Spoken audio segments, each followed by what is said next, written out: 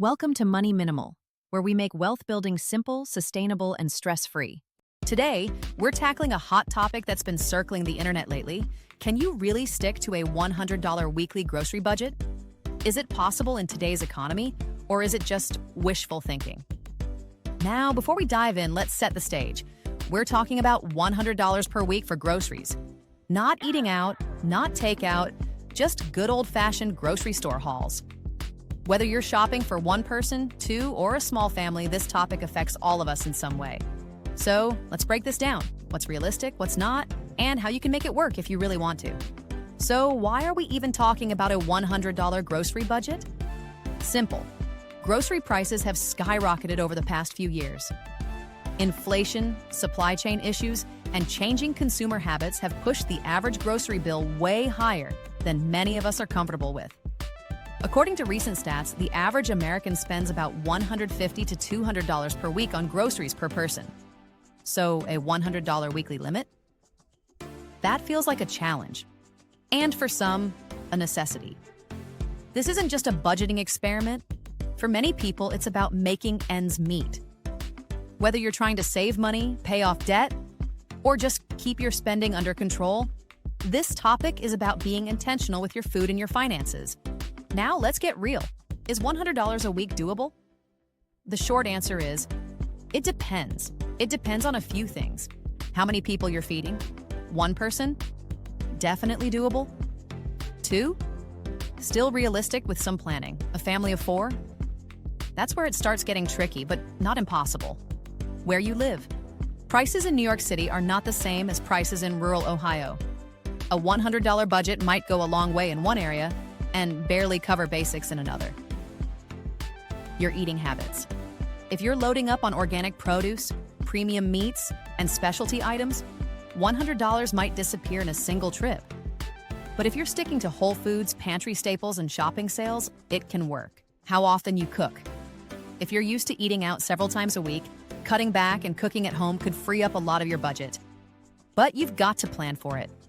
So yes, it can be done, but you'll need a strategy. Let's take a look at what $100 can buy for a week. If you're smart about it, $100 can cover grains like rice, oats, and pasta, proteins like chicken, eggs, beans, and canned tuna, vegetables like carrots, potatoes, onions, and seasonal greens, fruits like bananas, apples, and whatever's on sale, pantry basics like flour, sugar, oil, and spices, maybe a couple of treats if you find good deals. It's not a luxury haul, but it's nutritious and filling.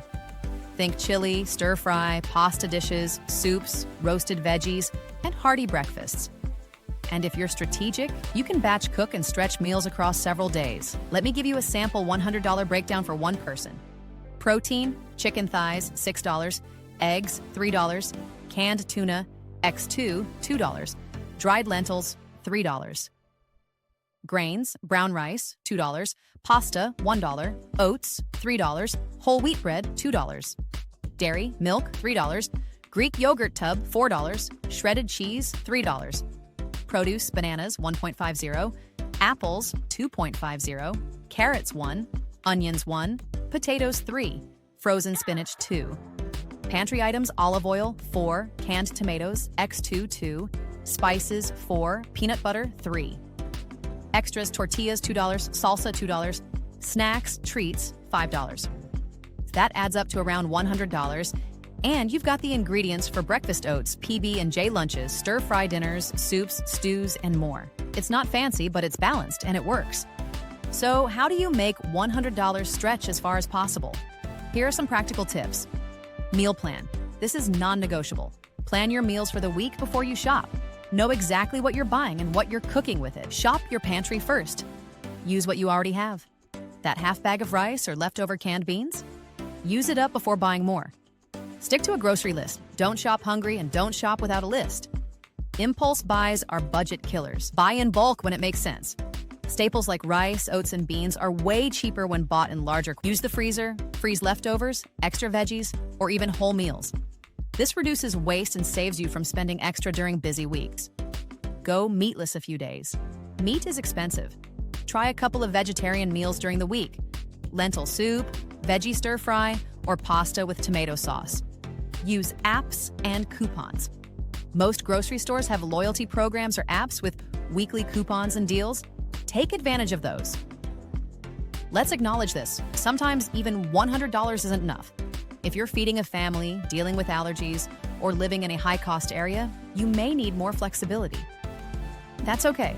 The $100 mark isn't a one-size-fits-all solution. It's just a starting point. The goal isn't to force your budget into an unrealistic mold.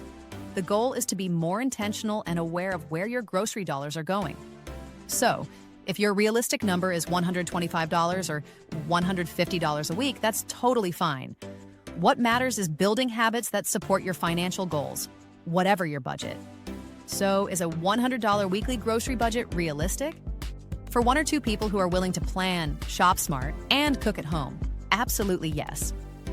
It might not be luxurious, but it's doable, healthy, and can even be kind of fun if you treat it like a creative challenge. For larger families or those in expensive cities, it might be tight, but you can take the principles behind this budget and scale them to fit your lifestyle. The key is intentionality, not perfection. All right, now I want to hear from you. Drop a comment below. Have you ever tried a $100 weekly grocery budget? What's your personal grocery spending goal? Got any tips or hacks for shopping on a budget? Let's share ideas and help each other out. Like this, subscribe to Money Minimal for more simplified, clear money tips. Thanks for watching.